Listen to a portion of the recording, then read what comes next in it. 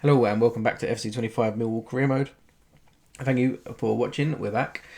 Had a little bit of a break over the weekend. Had some family staying, and that's we're back with post commentary as well. Just didn't have the space or the time to do live commentary. I had to just get some gameplay recorded and wanted to get back to it as early as I could this week. So hopefully I'll be able to get back into a consistent routine again. We're going to start off having a look at the youth report. However, when you go through the tasks and click on the youth squad report, it does freeze and crash the game. Once you finish looking at them, you get stuck with the same sort of bits at the top where it says home, central notifications. That changes just to the ones in the youth scout report, and you can't get out of it. It just completely crashes the whole game, and you have to then come out of it and go back into it. So just be wary of that. You can go through it if you go through the academy, so that does work. And we're going to have a quick look here. As you can see, the overalls don't show because I currently have scouting set to fast and on. It's if you have it to instant, I believe, or scouting off. It's one of those options. You can see the overalls and the potentials there and then. So we can just see the overall potential guide here, but there's no actual potential range, if that makes any sense whatsoever. So yeah, we can just see the current overall guide, 50 to 66 or 41 to 57, but there's no guide on what their potential could be in terms of they may be able to reach 88 to 94 or something. We have no guide on where they could be in 6 months or 6 years or whatever it is. We're going to have 6 games today, play free, simulate free, and first up is going to be the match against Coventry. Coventry play a 4-2-3-1. As you can see, Van Uwijk, fantastic player, right back, is one to watch in the defensive areas. Sakamoto and Jack Rodoni as the attacking players. Rodoni is a fantastic player as well. Underrated attacking midfielder. Honeyman has to come in and cam, and SA is now on the right. Switching them around, just see how they work together, if they can build a bit of a better partnership. I feel like I'm not getting the best out of either of them. So we're going to have a little look at them and see what they can do in those positions.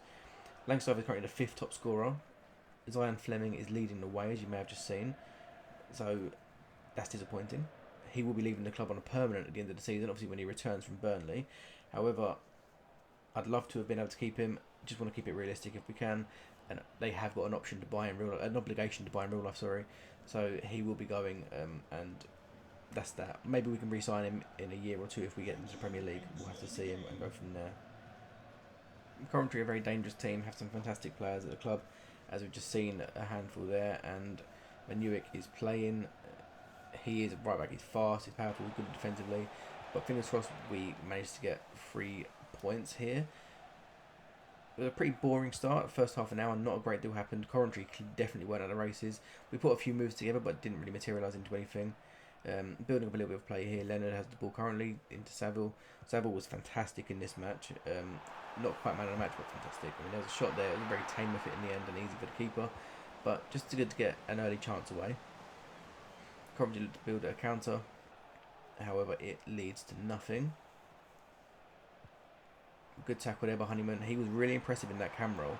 And Langstaff looks to break through with good footwork there. Got the ball in, and again, the keeper was equal to it. 10 minutes to go to half time at that point.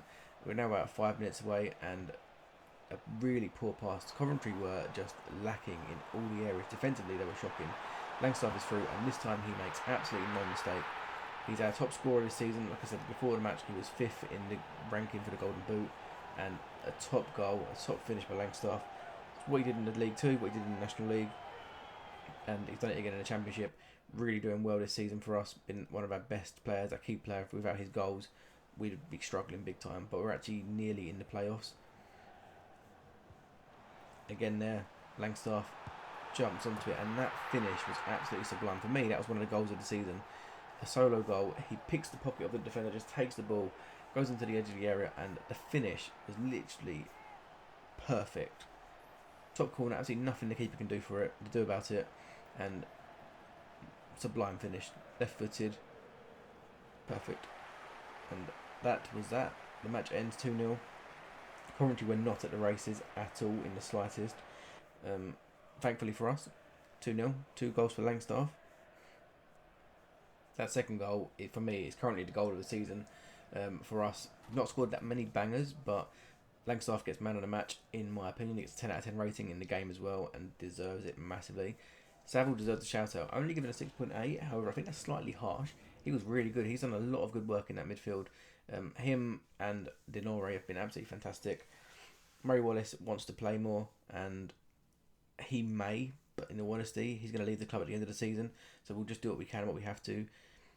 Team of the week, as you can see, Langstaff has made the team of the week alongside Fleming. Could you imagine what a deadly duo they would be alongside each other? Fleming playing in the striker role at Burnley by the looks of things, leading the way in the Golden Boot, and Langstaff and Fleming together would be sensational. Sheffield United up next. We are going to have to make some changes ourselves. However, Sheffield United are in 5th and obviously come down from the Premier League, have a number of good players. Hamer, O'Hare, wants to watch defensively and attacking. O'Hare joined obviously in the summer from Coventry. Ben Hamer is a really good player, utility player, can sort of play going forward, can be good defensively. It's going to be a difficult match. It really will be. We've had to make some changes. SA is really tired. Tanganga is tired. Sheffield United play 4-4-1-1, so it's going to be on the back of a loss. They're going to come back looking to avenge that. But yeah, SA's tired, Tanganga's tired, Watmore is tired, McNamara is tired, Cooper's tired, but he's going to play for this time being. Langstaff is in form, so he keeps his place at the top. His stamina is unreal. He's consistently just performing and just playing. Billy Mitchell makes the team. Aziz on the right, Mayer on the left, and Harding is alongside Cooper. A little bit of a rotated 11, definitely going to be a hard match. Sheffield United with some big players there. Keith Moore, he's got a physical presence, his height, his strength, scores a lot of goals as well. He's a good player, especially at Championship level. O'Hare joined from Coventry in the summer, top player. Hamer, as we've already mentioned.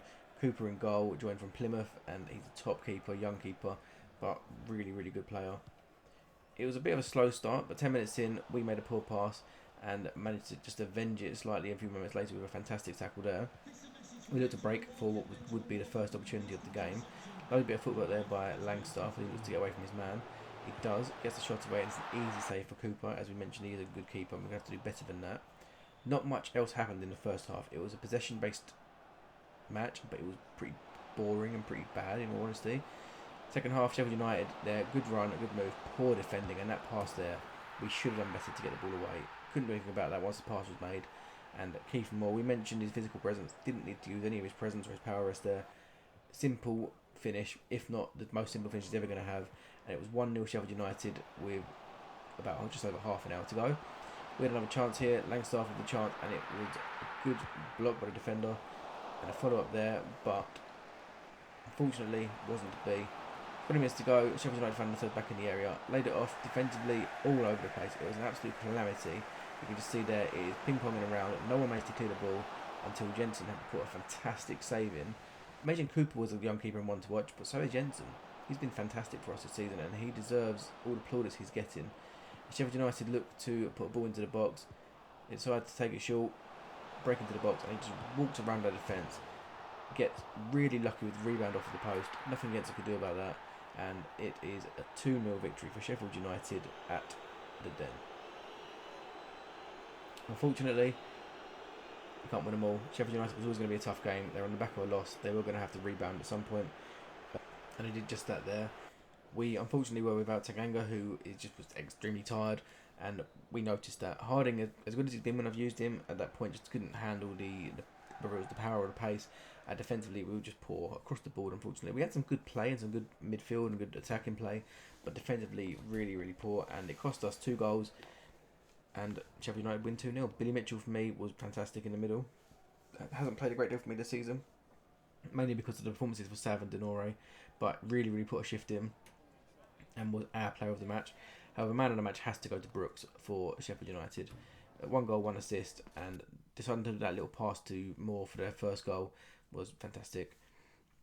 Ryan Wintle has come to us and has asked to play the next game, so we'll see if we can fit him in. He hasn't played a great deal and he will be leaving the club in January. I'm pretty sure that Cardiff are going to recall him. It's likely to happen. I believe he said the crucial or important, so he needs to play a certain amount of games and he hasn't met that objective. So he's going to go, which is poor because we're going to be lacking his depth. However, we have been doing really well with Denore and Saville, and even Mitchell was just in, so we haven't needed him. So he won't be coming back on a permanent, but we may look to bring in a replacement on loan. Middlesbrough up next are currently struggling in around 15th position in the table. Have some good players to watch out for, but it will be a simulated game. We have pretty much full strength again. Wintle is making a little appearance. He asked for it, so we'll give him a little run out, see what he can do, and just if we can appease Cardiff slightly, see if we can get him for the rest of the season, although it's very unlikely now. Wallace has to come in for Cooper because Cooper is very, very tired.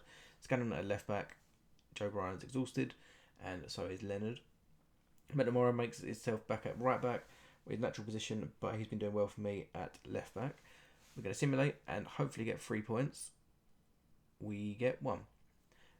Aziz with a goal for them, or Azaz rather, and Langstaff with the goal for us as usual. So even in simulated games, he's still banging them in.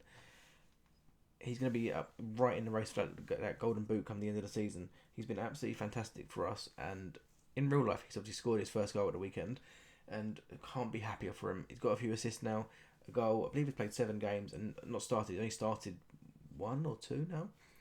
Really good player.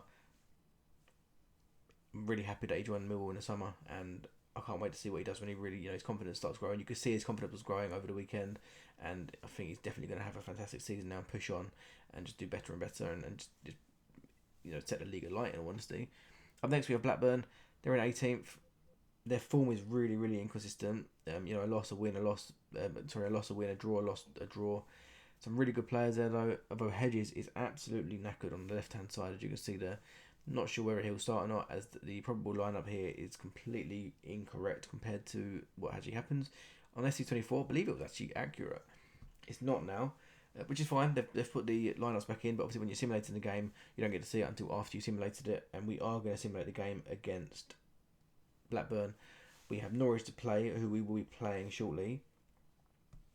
Play tiki-taka style of football, and Dolan is definitely one to watch. Proper talent. I think he's had a few injuries, but overall he is a real talent.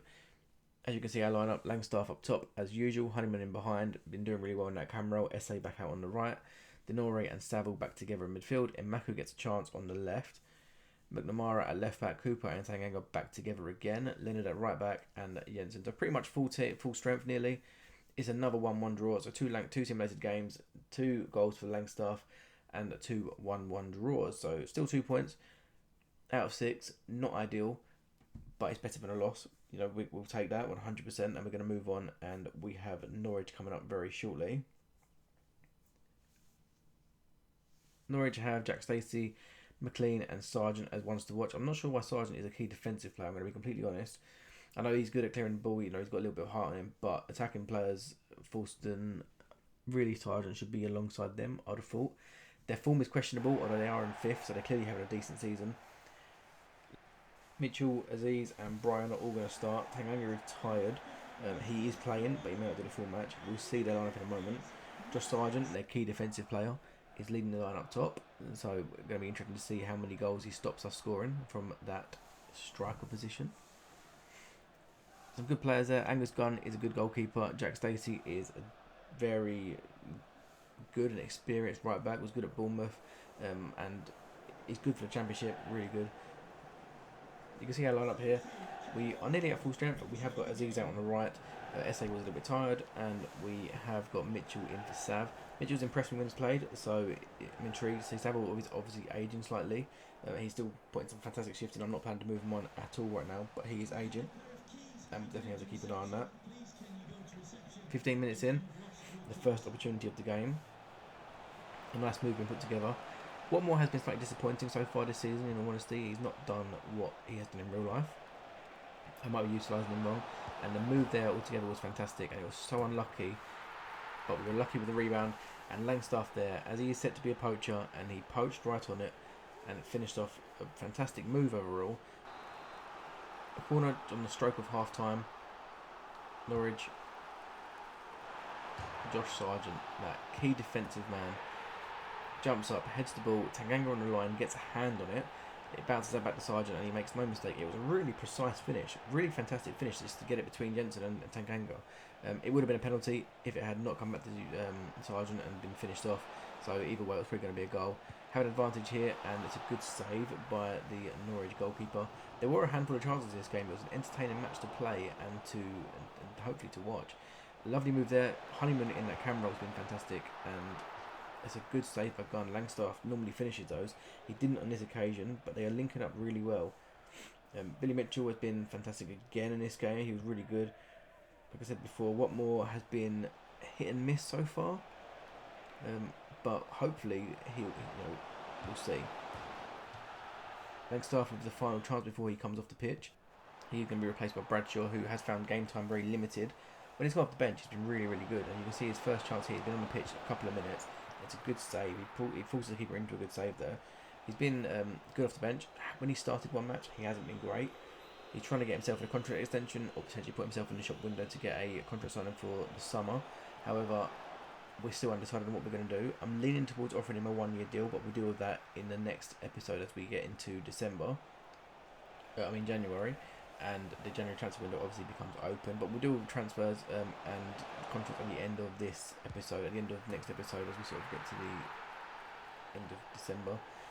We won't finish them up today, we'll just sort of get right to the end. But Bradshaw with another goal, just solidifying the claim that he may deserve a contract extension. A 2-1 win away from home at Coventry. At Norwich. I don't know where Coventry came from then. I saw Josh Sargent, I saw yellow, and I don't know why I decided to go with Coventry. But 2-1 win. Langstaff and Bradshaw firing. Josh Sargent with the goal for them. Decent performance overall. For me, man of the match was Honeyman. Bradshaw got man of the match for the game, but for me, Honeyman, he's been fantastic in that cam role. He's really sort of found his feet and seems to be better than he was out wide. That might be my fault, having him in the wrong sort of role, but him and SA linking up really well. Up next, we're going to have Coventry. We just played them a little while ago, and we're not going to play them again, so we're going to simulate this time. We have some Tyres players, so Emaku's going to start, Wintle in for Denore, Scanlon and McNamara playing again, and we are going to go and simulate this one in a moment.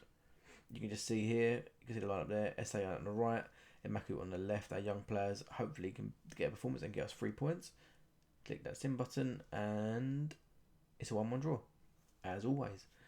Another simulated game, another 1-1 draw, but another goal for Langstaff. Really putting the pressure on Fleming, who was leading the way. I think it's really going to be tight, and Langstaff has just been player of the season already. We'll have to see and address that towards the end of the season. We will do like a little award ceremony or something, might just incorporate it to the end of season roundup. But Langstaff is currently leading that way. He's been so good for us. Wallace is grateful for getting back into the team. I mean, he hasn't really played much, in all honesty. He played, I think, 1 game and a little bit off the bench here and there. So, yeah. Anyways, January's windows opening on next. Not sure what we're going to do. We're going to have a look through the squad and look through the shortlist shortly. We'll do that tomorrow, or when the next episode comes out. I'm hoping for tomorrow, but I don't know if I'm going to have time to edit and go from there. I'm recording this commentary after I've recorded the next episode, which has live commentary, although there is a little bit of an audio issue with the rain in the background, as it just has not stopped raining here where I live for about 17 days. At the end of this episode, you can see we've had a decent month and we're on a cusp of the playoffs in 7th position. Leeds are leading the way. Oxford are absolutely shocking, who we have in the next match. They rock bottom 6 points, really having a poor season and are absolutely doomed. But you can see a mixed bag this month: 2 wins, 3 draws, and a loss. To lose just against Sheffield United and to get wins against the teams that are like Norwich and Coventry, they were all hard matches in this month. Have to be proud. Next month we have got Oxford first, Sheffield Wednesday and QPR. We're going to play them 3 and then split the month of January into 2 episodes, so then the next 3 matches will be played again. We want to put a cup run together, and QPR in the London Derby is going to be a fun match. Oxford first, I'm expecting really 3 wins in all honesty. But if you have any comments, if you like the episode, hit a like button, sub to the channel. Thank you so much for watching. I really appreciate everyone that's watching, and if you have any comments, leave them below. I will read and I will reply. If you have any suggestions for me to improve the content, any suggestions for me to improve the gameplay, tactical or anything at all, any transfer suggestions now or future, leave them in the comments and I will definitely have a quick look and see what we can do. But thank you so much for watching. I look forward to seeing you again very soon.